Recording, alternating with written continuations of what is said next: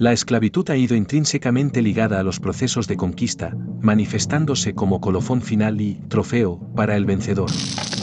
Dentro del marco que nos ocupa, en Ronda y su serranía, la aprehensión de cautivos no se dio únicamente en los momentos bélicos de cercos, celadas, algazúas o rasies. Por ser tierra fronteriza, el movimiento de viandantes solía ser dinámico. Muchos prisioneros cayeron bajo el yugo de la esclavitud. Asimismo, se dieron los secuestros de personas autóctonas en esta zona fronteriza que desempeñaban sus labores agrícolas, pastoriles o bien ocupantes de alquerías y pequeños núcleos de población que se veían sorprendidos y por lo tanto aprehendidos. La lista de los apresados en este último enunciado es prolífica en numerosos documentos de la época, sobre todo en aquellos que hacen mención a probanzas en los múltiples pleitos que la ciudad de Ronda sostiene con concejos y señoríos de los lugares limítrofes.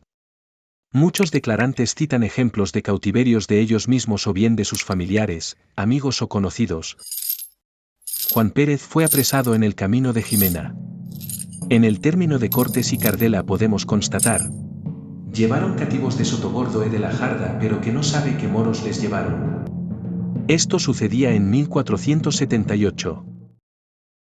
Pero Martín y Pascual Martín expresaban: estando cativos en Benaoxán, vido traer una vez cristianos que les oyó decir que los habían llevado por un moro que les saltaban de Benaocaz. A este testigo y a otros 4 llevaron por prendas del dicho moro. 1491. Diego López de Montijo declaraba que en 1470 oyó decir que agora un año habían prendado deschilis a unos vecinos de Ronda. Que este testigo vido robar a ganaderos e moros se le llevaron cativo y a otros 2 compañeros suyos. Como después ha habido muchos robos y muchos daños y cativerios de parte de la dicha serrania. 1491. La cautividad, como tal, era para los moros una óptima actividad económica. El mercado de esclavos proporcionaba cuantiosos dividendos. Muchas guerras de frontera y dacies se organizaban principalmente para este fin. El destino de los cautivos surtía muchas veces la mano de obra agrícola y artesanal. Los harenes de poderosos musulmanes se vieron embellecidos con la presencia de esclavas cristianas, concubinas o esposas, tomadas contra su voluntad.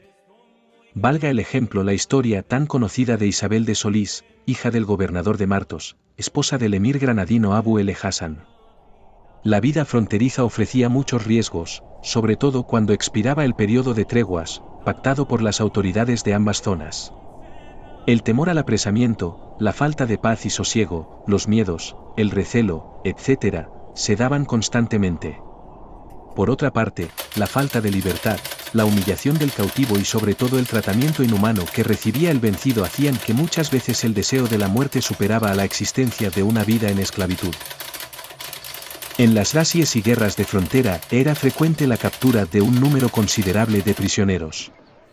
Como ejemplo podemos citar a Zahara, nuevamente conquistada en 1481 por Abrahem al-Hákime, cabecera de Ronda, que con 300 de caballo y 4000 peones escalaron el castillo y cautivaron 150 cristianos, hombre, mujeres y niños, que metieron atraillados en Ronda.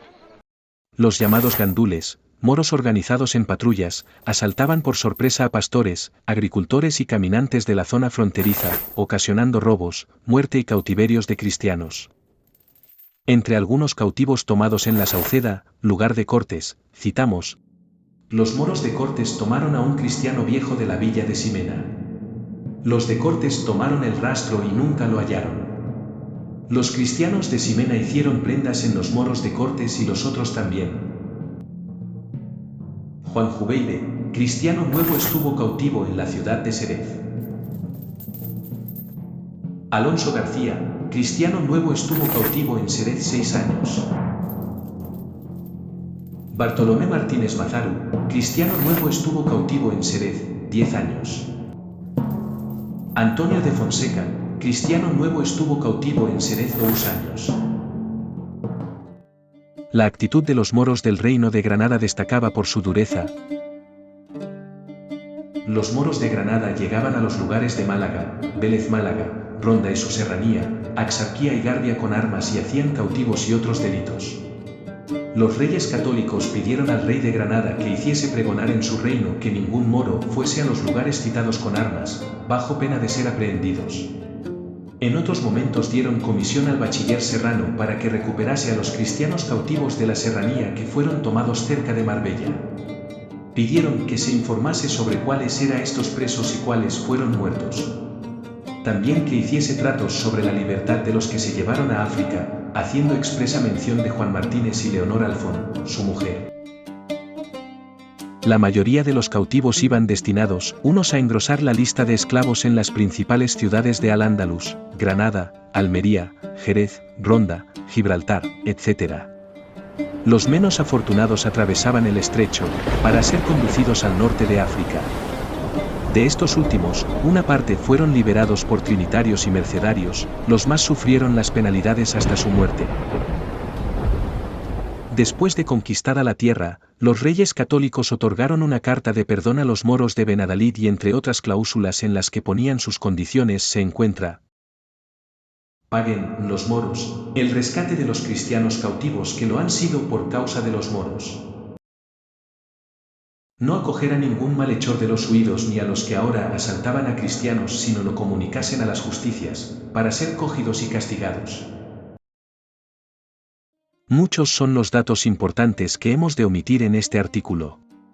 Sin embargo, es de justicia el reseñar la sobrecogedora narración que nos hace el insigne historiador Moretti y de sobra conocido por todos los amantes de la historia de Ronda, sobre los cautivos hallados en la mina durante la toma de Ronda por los reyes católicos. Enseguida procedieron a la entrega de cautivos, sacado de las mazmorras y los baños, en donde los tenían, más de 3000 de ellos, cuya miseria y desnudez causó profunda sensación en los cristianos. El estado lastimero en que se presentaron, confundidos, entre asquerosos harapos, pues los pobres que salían de las prisiones que la brillante luz de libertad les había roto, ya no eran hombres, fieles trasuntos de la muerte, apenas podían tenerse. Su Alteza cerraba aquel cortejo religioso, tras los que continuaban los cautivos que, ya en libertad, traían a hombros las cadenas que antes los aprisionaron. Y aún conquistada la tierra y en poder de los cristianos, moros huidos al norte de África volvían y confabulados con otros hacían prisioneros para llevarlos y venderlos como esclavos. Refugiados en la intrincable serranía asaltaban a todo el que se ponía a su alcance. Es de destacar el castigo que recibió el colaborador de una de esas cuadrillas, Francisco el Quexi, cristiano nuevo, por orden del corregidor Alonso Mudarra. Fue condenado a una muerte atroz por su colaboración en el apresamiento de una familia que se trasladaba de Villaluenga a Ronda, y en Foreila fueron asesinados 2 hijos mientras que los padres y una hija son trasladados a África para proceder a su venta. Las acciones persecutorias durarán hasta después de las rebeliones moriscas, cristianizada la tierra totalmente. Después vendrán los peligros de los piratas que asolarían nuestras costas en siglos venideros.